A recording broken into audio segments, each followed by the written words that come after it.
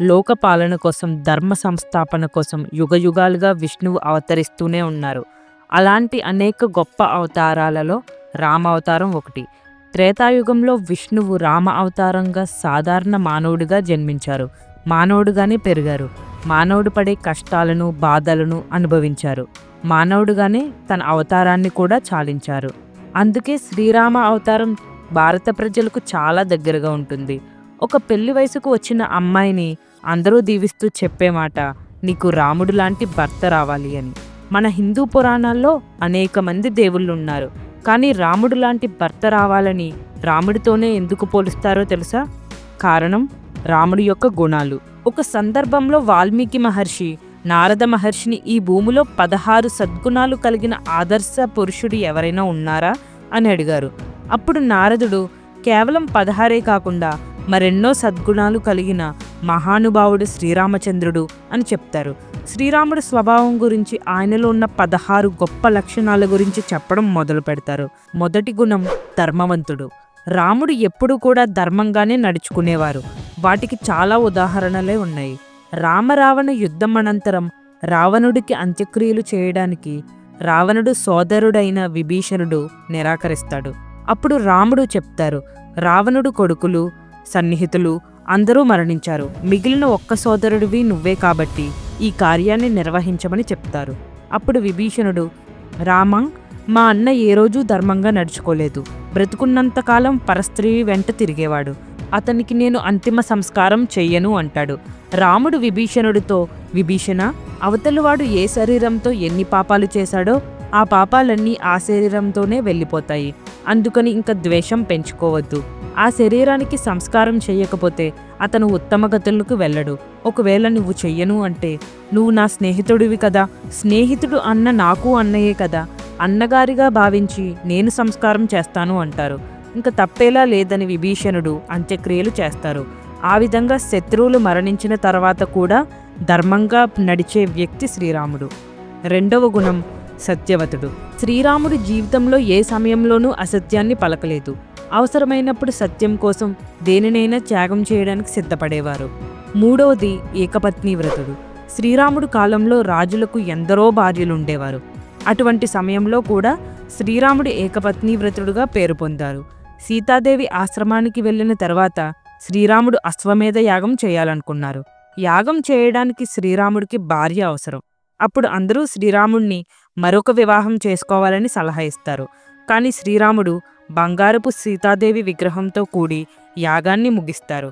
దాదాపు 1000 ఏళ్ల పాటు రాజ్యాన్ని పరిపాలించిన శ్రీరాముడు సీతాదేవిని తప్ప మరొక మహిళను వివాహం చేసుకోలేదు. ఆ విధంగా ఏకపత్ని వ్రతుడుగా పేరు పొందారు. రాముడి యొక్క మిగిలిన మరిన్ని గొప్ప గుణాలు తెలుసుకునే ముందు ఇంకా నా ఛానల్ సబ్స్క్రైబ్ చేసుకొని వాళ్ళుంటే సబ్స్క్రైబ్ చేసుకోండి. ఒక లైక్ చేసి ఛానల్ని ఎంకరేజ్ చేయండి. నెక్స్ట్ 4వ గుణం దయ, కరుణగుణం కలిగినవాడు శ్రీరాముడు. శ్రీరాముడు రాజు హోదాలో ఉన్నప్పటికీ అందరి పట్ల దయ, కరుణ స్వభావంతో ఉండేవారు. తన సోదరుడు భరతుడికి రాజ్యాన్ని అప్పగించడం మరియు వనవాస సమయంలో శబరిపెట్టిన పండ్లను కరుణతో, గౌరవంతో తినడం, ఈ గుణాలన్నీ శ్రీరాముడు కరుణా స్వభావాన్ని తెలియజేస్తున్నాయి. 5వది సౌందర్యం కలిగినవారు శ్రీరాముడు. రాముడు చాలా అందంగా ఉండేవారు. రాముడు ఎవరి వైపు చూస్తారో లేక రాముడిని ఎవరు చూస్తారో రాముడు పట్ల వాళ్ళు ఆకర్షితులవుతారు. రాముడిని చూసిన వాళ్ళకి ఆయన్ని హత్తుకోవాలన్న కోరిక పుడుతుంది. కానీ శ్రీరాముడు నిరాకరించేవారు. మీరంతా మరుసటి యుగంలో నా గోప బృందంగా పుడతారని మరియు వాళ్ళ కోరికలను తీర్చడానికి తాను కృష్ణుడిగా పుడతారని చెప్తారు. ఇంకా 6వది కృతజ్ఞతాభావంతో ఉండడం. రాముడు ఎప్పుడూ కూడా చిన్న సాయం, పెద్ద సాయం అని భేదాలు చూడకుండా సాయంగా తనకు తోడుగా ఉన్న వాళ్ళతో కృతజ్ఞతగా ఎప్పుడూ ఉండేవారు. దానికి ఉదాహరణగా రాముడు సీతాదేవిని రావణుడి దగ్గర నుండి విడిపించడానికి లంకకు బయలుదేరతారు. లంకకు చేరుకునేందుకు సముద్రం దాటవలసిన అవసరం వస్తుంది. రాముడు వానరసేన సహాయంతో సముద్రం మీద వారధి నిర్మించడం మొదలు పెడతారు. ఆ సముద్ర తీరంలో ఉన్న ఒక ఉడత రామకార్యంలో తను కూడా పాల్గొనాలి అని నిశ్చయించుకుంటుంది. ఉడత నీటిలో తడిచి ఇసుకలో పొర్లాడుతూ ఆ ఇసుకను రాళ్ల మధ్యలో తన ఒళ్ళంతా దులుపుతూ నింపుతుంటుంది. ఈ సంగతిని చూసిన రాముడు ఉడతను తన చేతిలోకి తీసుకుని లక్ష్మణ, ఇంత చిన్న ప్రాణి మంచి పనికి సాయం చేయాలని తపన పడుతుంది. ఇలా ప్రతి ఒక్కరూ ఆలోచిస్తే ధర్మం 4 పాదాలా నడుస్తుంది అని చెప్పి ఉడత వీపుపైన చేతితో నిమురుతూ కృతజ్ఞతాభావం చూపెడతారు. ఆ గీతలే ఉడత వంటి మీద ఏర్పడిన గీతలు అని అందరూ నమ్ముతారు. ఇంకా 7వ గుణం విద్యావంతుడు. వశిష్ఠుడు ఇక్ష్వాకుల వంశీయుల కులగురువుగా ఉండేవారు. రాముడు తన బాల్యంలో వశిష్ఠ మహర్షి గురుకులంలో విద్యను అభ్యసించారు. రాముడు విద్య ద్వారా ధర్మం, నీతి, సత్యం, ధైర్యం మరియు కరుణ వంటి సుగుణాలు పొందారు.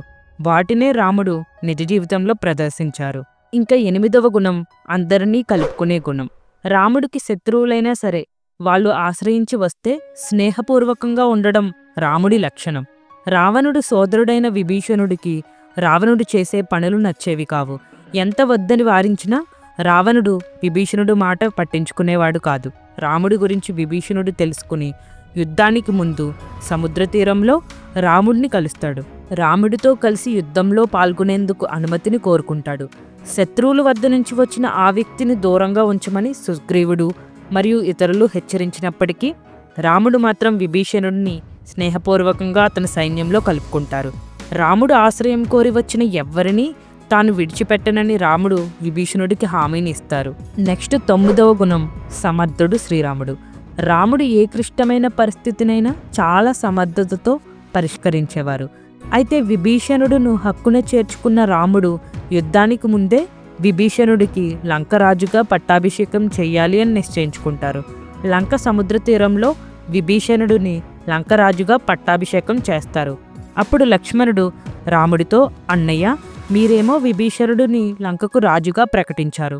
ఒకవేళ ఇప్పుడు రావణుడు సంధి చేసుకుందాం అని వచ్చి సీతను తిరిగి ఇస్తే లంకకు 2 రాజులు ఎలా ఉంటారు అని అడుగుతాడు.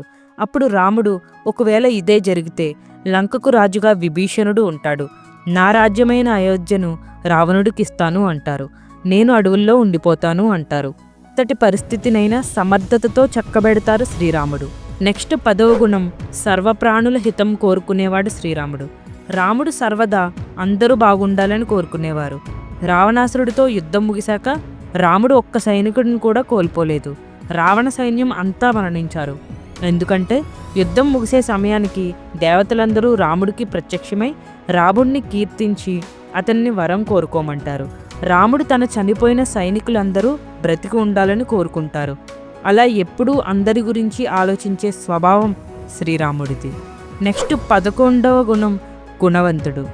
రాముడు పెద్దల పట్ల, తోటివారితో, ప్రతి ఒక్కరితో మర్యాదపూర్వకంగానే నడుచుకునేవారు. రాముడి తండ్రి దశరథ మహారాజు రాజ్యాన్ని వదిలి వనవాసానికి వెళ్ళమని చెప్పిన తర్వాత రాముడు మాట్లాడకుండా శిరసావహించి తండ్రి మాటయే వేదంగా భావించి ఆయన ఆశీస్సులతో అయోధ్య నుంచి వెళ్ళిపోతారు. తండ్రి కైకేయికి మాతకు ఇచ్చిన మాట తప్పకూడదని వనవాసానికి వెళ్ళిన గుణవంతుడు శ్రీరాముడు. నెక్స్ట్ 12వ గుణం అసూయ లేనివాడు. తండ్రి దశరథ మహారాజు ఇచ్చిన మాట తెలుసుకుని శ్రీరాముడు అయోధ్య నుంచి బయలుదేరుతూ కైకేయి మాతను కలుస్తారు.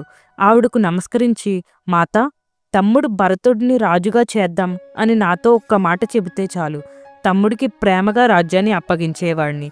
ఇప్పుడు తమ్ముడు పట్టాభిషిక్తుడు అవ్వటం చూడలేకపోతున్నా అని బాధగా ఉంది అని నమస్కరించి వెళ్ళిపోతారు. ఏ పరిస్థితిలో అయినా ప్రేమగా, అసూయ లేకుండా ఉండడం ఆయన ప్రత్యేకత. నెక్స్ట్ 13వ గుణం వాస్తవాన్ని గ్రహించేవాడు. అడవులకు వెళ్ళిన రాముడికి ఒకరోజు చెట్ల మీద పక్షులు, జంతువులు అటు ఇటు వెళ్ళడం గమనిస్తారు. ఏంటో చూడమని లక్ష్మణుడిని పంపుతారు.